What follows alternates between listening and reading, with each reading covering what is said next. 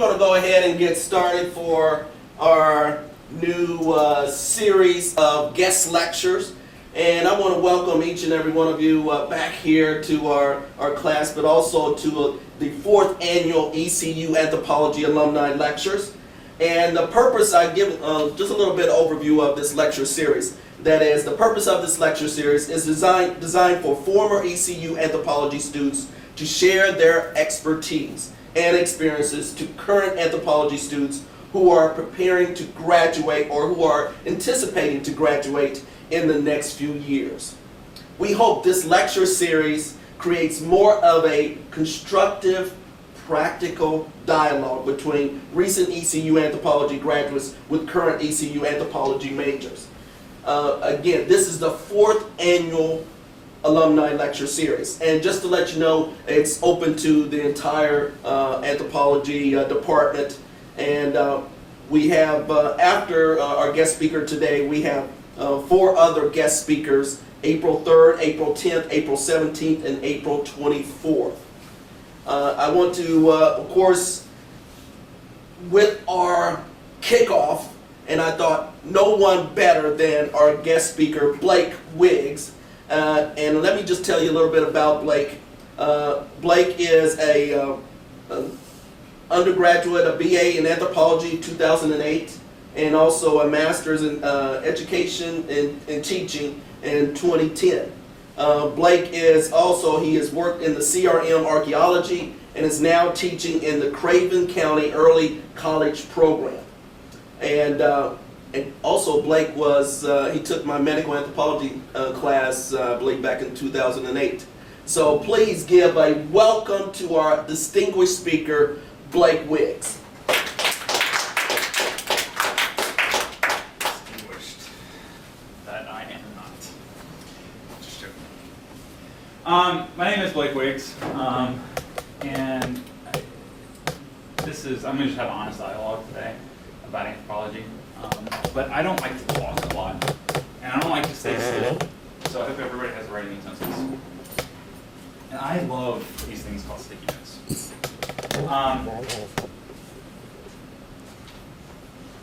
I'd like you to take these sticky notes, and I just want you for a second to jot down why you became an anthropology student, or why you're interested in becoming an anthropology student for those freshmen.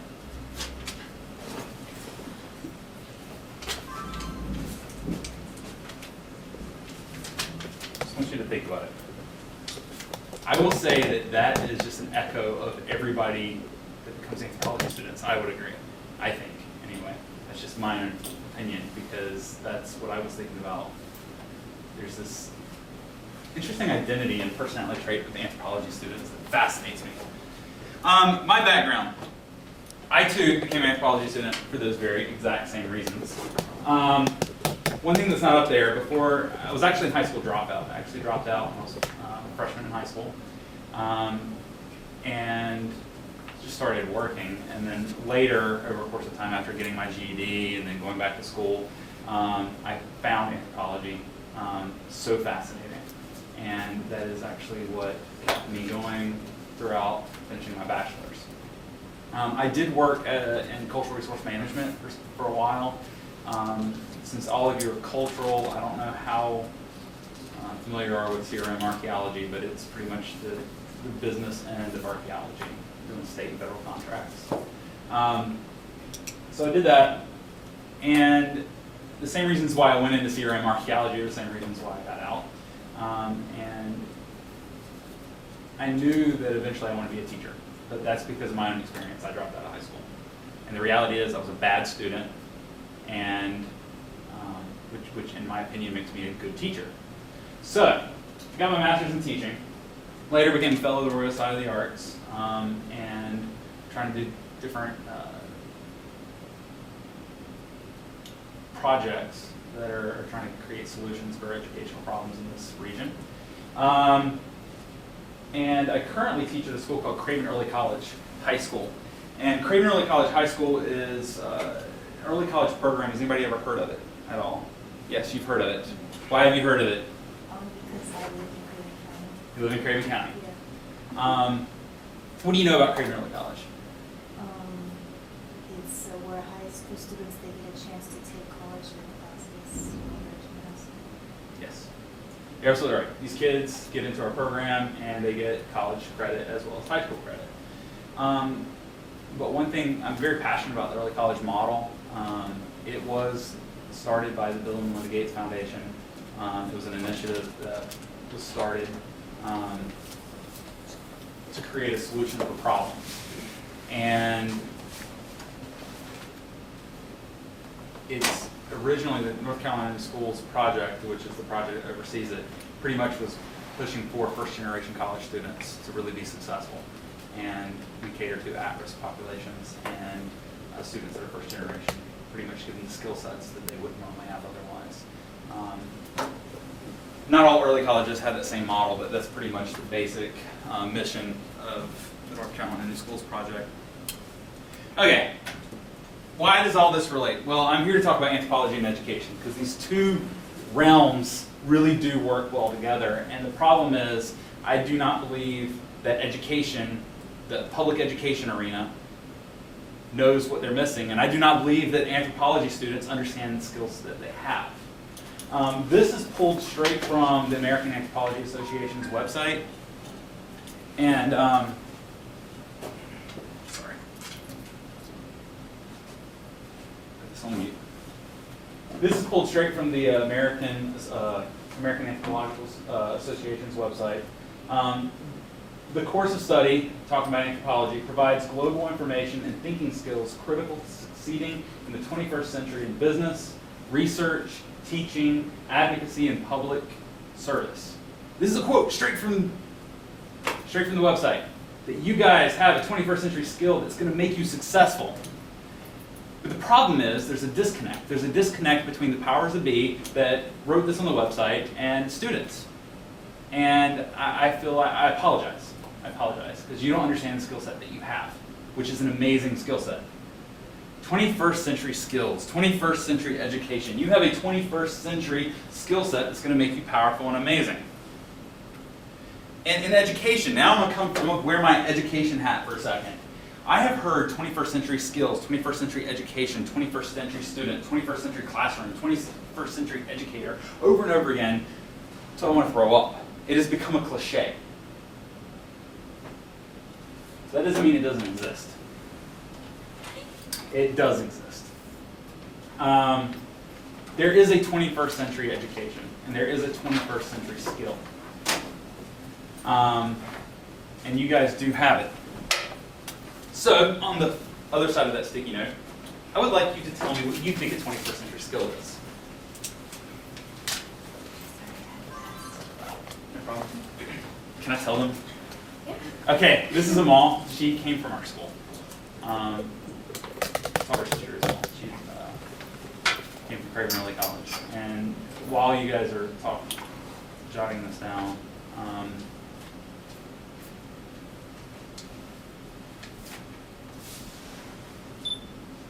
give you some time. So what is a 21st century skill? A skill that will make you successful in the 21st century. I do apologize. Why you picked anthropology?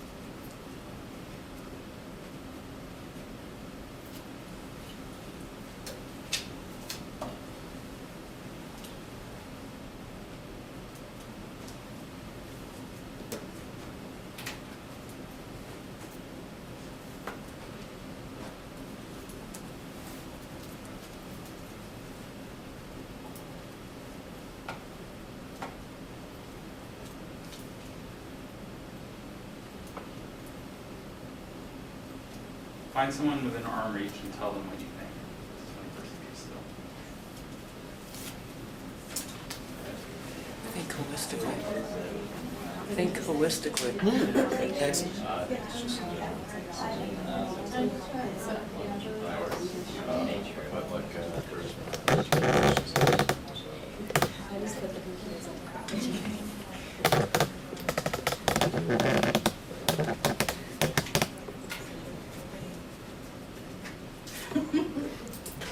Any ideas?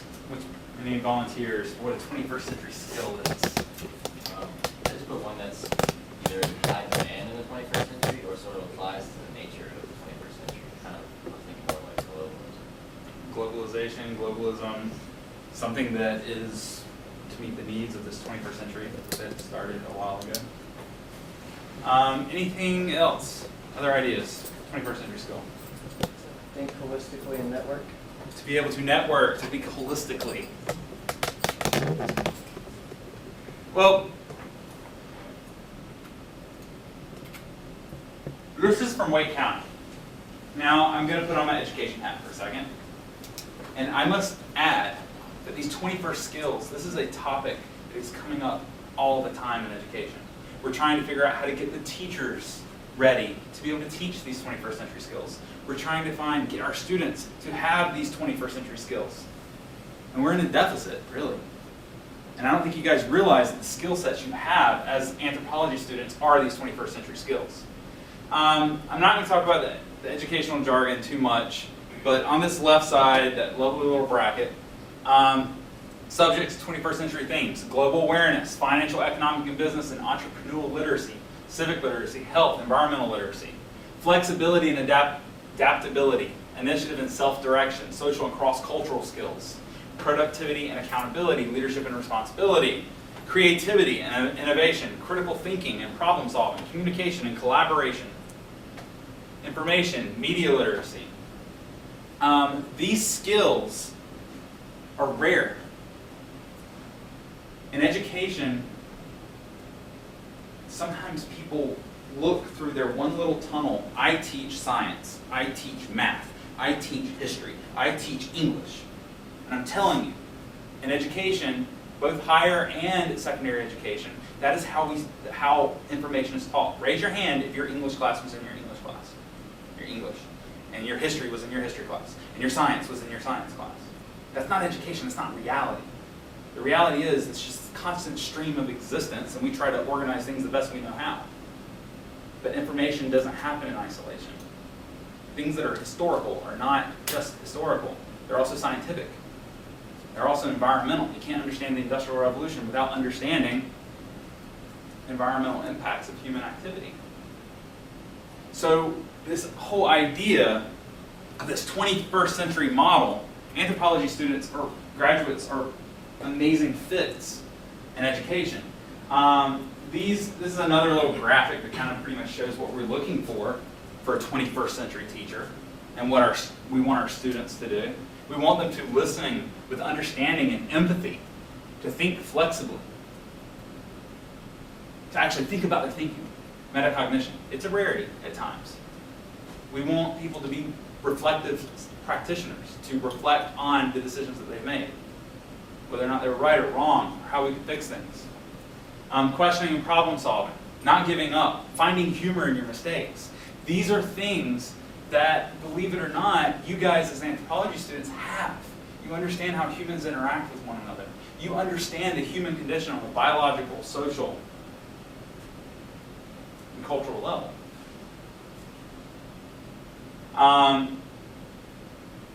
So, that being said, where do you fit? Do I want you to be a teacher? Not necessarily. It's not what I'm saying at all. Do I want you to be a history teacher? Do I want you to be a science teacher? Who knows? You guys fit all over the place. Qualitative research. Educational policy and analysis, we need qualitative researchers, not just quantitative research. Cultural folks, you know what that is. You can't always quantify the human experience. And in education, sometimes the people that are working at the state level, they are looking for people that have this qualitative background, this ability to do focus groups, to do interviews, to get down and actually communicate with people in a non-quantitative way. ESL and ELL, English as secondary language students, English language learners. Anthropology students understand the linguistic process that goes through someone that's moved to this country. You guys also understand when someone comes from another country and is immersed in this culture, we understand that there's a cultural shock as well. Everything's different. So it's not just language, it's processing reality. It's trying to understand and make your way through each day. Anthropology students make amazing English language learner teachers. Science and social studies, this is my thing. I lucked out, I got to teach a class called World Dynamics, which is a blended curriculum. So I do blend history and science together, and English as well. Global awareness and tolerance education. I cannot stress to you how important this is. We need our kids to develop a sense of global awareness, understanding that this world is not only large, but interconnected. That what one country does, its international policies can affect others. And understand the interconnectedness of war and technological innovation and industrialization and environmental policies. Understanding the interconnectedness is something that is heavily needed. Tolerance education. We are still in public education. We have a lot of problems with bullying and a lack of tolerance. And we need teachers that can address that and somehow, no matter what their subject is, address intolerant behavior in your curriculum. And we do want teachers that, and I say we, I guess me as a teacher, not me as Craven County Schools, not me as North Carolina Department of Public Instruction, but me as a teacher, I am saying this is what I think we as a society needs. I'm going to clarify my personal pronoun here. Educational policy. Again, there are a lot of skill sets that you have when it comes to analyzing information and understanding and making sense of that information. This is the big one that I'm passionate about, hands down, in education. We have a big problem with the achievement gap. There's a clear stratification with student success. Minorities and economically disadvantaged populations are pretty much not represented that highly in success. So there is this economic and racial stratification when it comes to success in high school. Also, lesbian, gay, bisexual, and transgender and gender issues in education. There is a paradigm shift in education. There's new conversations that are going to happen in education as we look at gender and what is the role of public education in meeting the needs of the LGBT communities. This is something that I think most sociologists and anthropologists would agree that is a conversation that will be happening in the near future. So again, anthropologists would be a great fit for that dialogue when it does occur. And school culture is the last thing. And organizational leadership, administration, principals, people that work at central services, school culture is a big thing because culture is contagious. Everybody brings a part of who they are to where they work, where they live, and in a school's culture, for students to be successful, you have to have a good school culture and understanding human interactions and how to keep that school positive is very important. And again, that's a very cultural anthropology type thing. I hope you guys understand that. That's really all I have. I know I talked fast and there's a whole lot of information, but I want to stress to you guys, you've got a huge skill set, and I'm not want to say yes, you have to be a teacher. And I think you guys would make amazing teachers. Not everybody, not all of you would. I've got to tell you that. Some of you would make amazing policy folks who would work in policy. Some people would work really good at curriculum design. There's a whole lot, but within education, there's a huge arena looking for you guys' skill sets. You guys have any questions? Okay. I'm a health did you have a? No, go ahead. I'm originally a health education promotion major, get my teacher license and all that. but I recently came to the conclusion that I'm not exactly happy with what goes on in our schools, what we're taught, how we're taught, and things of that nature. So I decided to minor in anthropology because, you know, everything you just said and how you think is how I think, and it just all makes sense because it's a holistic discipline. But I'm not so worried about me understanding the skill sets that I have. I'm more or less, you know, scared of what other people might perceive that I have from my anthropology minor, just because people don't understand it, they disregard it, you know, it's almost like it's just shoved under the bus. But how do you? I got my bachelor's in anthropology, went back and got my master's in teaching. The MAT program here at ECU, you can knock out your master's if you go the path that they lay out for that program. You can complete it from summer to summer. So it's 4 semesters, 2 of them are summer semesters. So you can knock it out in a year. You get master's pay as an educator. They see that Master's of Arts in teaching first, then they see your anthropology background. I will say that it will be difficult to find a teaching job straight out of an anthropology bachelor's because in education, teaching is more than the content delivery. Like instructional design is more content delivery. How do you deliver that content? Whereas teaching is looking at behavioral psychology, it's looking at how do certain groups, how do you trick them into learning something? I mean, that's pretty much because you only have a certain percentage of the population that intrinsically wants to learn that information. Others, you have to kind of motivate them. And I do encourage, if you do want to go into education, I strongly recommend an MAT program because you'll get higher pay for one, and other student teaching and the pedagogy courses really do give you a perspective of the science behind education. So, research. And my wife works in mental health, and there's been several paradigm changes in the mental health system in North Carolina, and there are people out there constantly researching, trying to figure out, okay, do we need to privatize? Do we need to go back to a state model? And public health is your background, correct? So, I mean, you're familiar with this as well. Very much so. So, I mean, You're exactly right. It's and the people that are doing the research are interviewing and communicating with the public. I mean, the data don't just, the numbers just don't magically appear, and decisions aren't just magically made. They're made because of people that are actually doing quantitative and qualitative research. And that's not my field, but that's from what I understand how it works. Any other questions?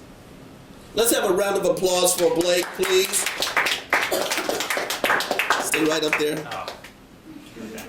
I hate cameras, by the way. I don't know if anybody noticed that this thing is like just sucking my soul.